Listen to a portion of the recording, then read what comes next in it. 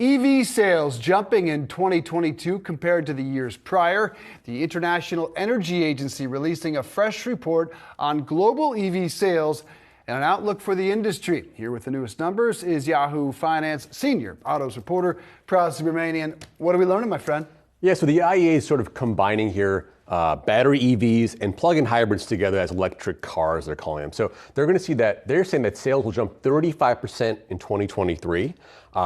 Now, last year we sold globally 10 million. The industry sold 10 million globally. They're seeing 14 million units sold in 2023, and market share jumping from 14% to 18% globally for these electric cars. So one little nugget here is China still dominates that EV market. 60% of all electric car sales happened there last year. More than half of all electric cars in the world are in China.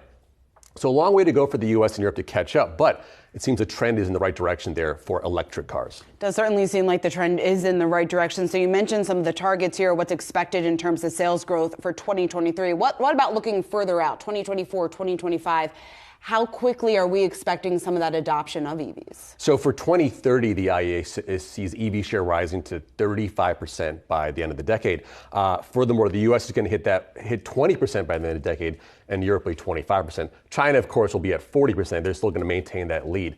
Now, it's kind of interesting because the Biden administration wants to have half of all cars sold by 2030 to be zero emission cars, which means the US is a long way to go. In addition to the fact that Europe wants to go fully zero carbon emissions by 2035, there's a huge gap there to kind of bridge between the IEA's prediction and what the European legislators want. So there's a lot of sort of uncertainty as to where that could be by the time 2030 and 2035 hit.